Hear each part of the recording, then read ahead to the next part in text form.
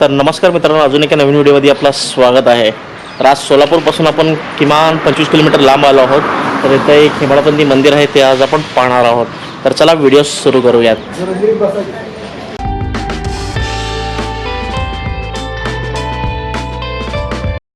तर हे सोलापूर बार्शीचा हायवे आहे, पाहू शकता आपण. आणि हायवेला आपल्याला हे वेस दिसेल. अगदी ह्या वेसीच्या बाजूलाच आपल्याला हेवाला मंदिर पाहायला मिळेल.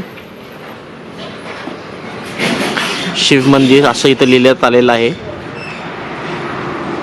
तर रंगरंगोटीचं काम करण्यात आलेलं आहे मंदिर याला.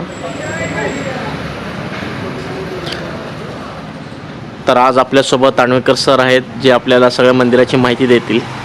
नमस्कार मित्रांनो, आज आपण शेळगावमध्ये आलेलो आहोत. तर गावामध्ये आल्यानंतर एक अत्यंत सुंदर अशी वेस आहे आणि वेशीच्या समोर हे तुम्हाला महादेवाचं मंदिर पाहता येतं. तर महादेवाचं मंदिर काळाच्या ओघामध्ये बरंच जीर्ण झालेलं आहे आणि त्याचा मुख्य सभामंडपसुद्धा आपल्याला दिसत नाही आहे. आणि काळाच्या ओघामध्ये आज मात्र सध्या आपण मंदिराचा अंतराळ भाग आणि गर्भगृह इतकंच मात्र सुस्थितीत असल्याचं पाहायला मिळतं. हे बाहेर जर पाहिलं तर एका देवळीमध्ये सुंदर असे गणपतीची मूर्ती बसवलेली आहे आणि अशाच प्रकारची एक बाजूला दुसरी देवळी आहे, त्याच्यामध्ये मात्र नागशिल्प आपल्याला दिसतात. तर कधी काळी मुख्य मंदिराच्या सभामंडपातील इथं 2 देवकोष्टक असतील आणि त्याच भागामध्ये हे आधुनिक पद्धतीची 2 देवकोष्ट देवळी बथरी बनवलेले आहेत. तर मंदिराचा हा जो मधला भाग आहे, तर हा अंतराळ भाग आहे आणि समोर जे दिसतं हे मंदिराचं गर्भगृहामध्ये प्रवेश करण्याचं हे मुख्य द्वार आहे. तर बाजूला तुम्ही पाहू शकता की स्तंभ शाखा आहे आणि मध्यभागी गणपती आहे आणि काळाच्या ओघामध्ये याला कलर काम केल्यामुळं मुख्य सौंदर्य जास्त पाहता येत नाही. आणि गर्भगृहामध्ये मात्र सुरेख असं शिवलिंग आपल्याला पाहायला मिळतं. हर हर महादेव, ओम नमः शिवाय.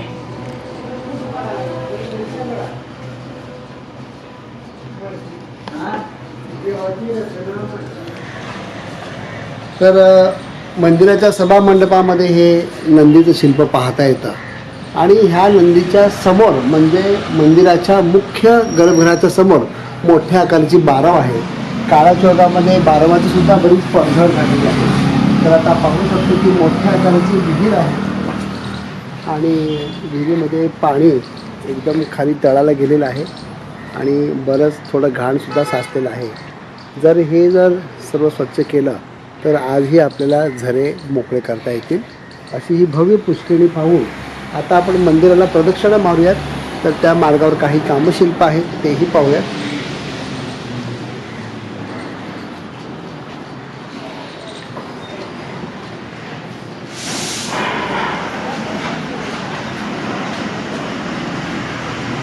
तर हे पाहू शकता की हे कावड स्तंभ आहे. तर इथून कावडीतनं पाणी नेत असतील कदाचित शिखर शिंगणापूरला वगैरे. आणि मित्रांनो, इथं पण एक टेम्पल आहे, पाहू शकता आपण.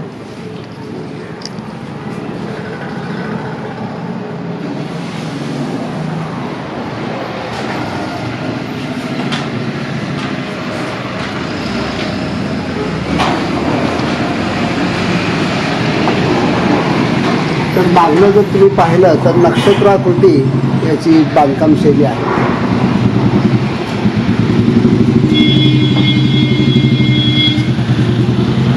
आणि सर्व मंदिराला कलर केल्यामुळं अनेक रेखाचित्र आपल्याला दिसत नाही, परंतु 2 मात्र कामशिल्प इथं तुम्हाला पाहायला मिळतील. तर हे इथे एक कामशिल्प आहे आणि याच्या अगदी खाली इथं पण आहे. असे 2 चित्र आहेत, पण कलर काममुळे ते दिसत नाही आपल्याला.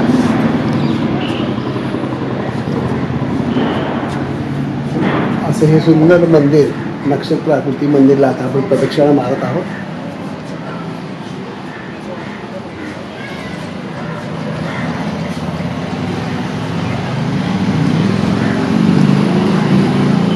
तर मित्रांनो, आत्ताच आपण हा टेम्पल बघितला. कसा वाटला आपल्याला हा टेम्पल?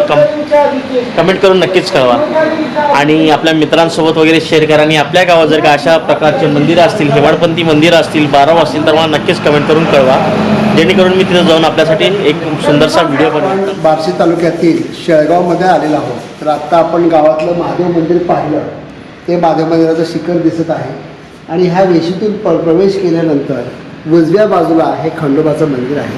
सध्या आपण खंडोबाच्या मंदिरामध्ये आहोत. तर खंडोबाच्या मंदिरामध्ये ही दीपमाळ आहे आणि त्याच्यासमोर मंदिर दिसत आहे आणि हे मुख्य मंदिर आहे. तुम्हाला पाहता येईल की सभामंडप आणि गर्भगृह अशी या मंदिराची रचना आहे. समोर मोठे 6 स्तंभावर हे मंदिर सुशोभित केलेलं आहे आणि आतमध्ये खंडोबा देवताची सुंदर असं मूर्ती ते बसवलेली आहे.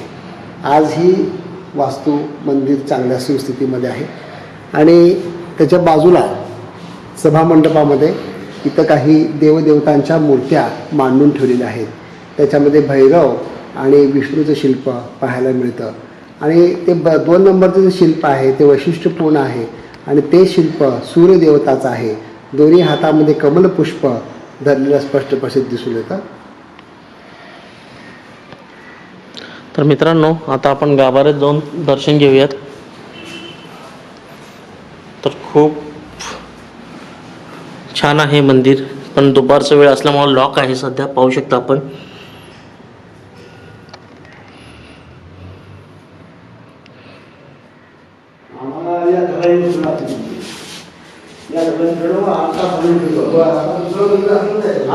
मित्रांनो, सध्या मी इकडने प्रवेश केलो आहे.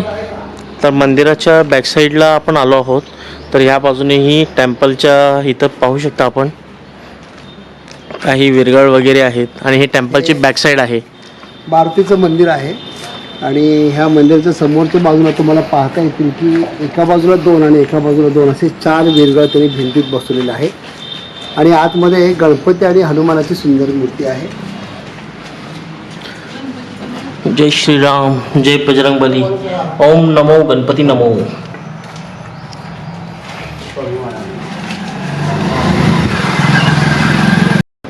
तर मित्रांनो, आत्ताच दर्शन झालं आहे.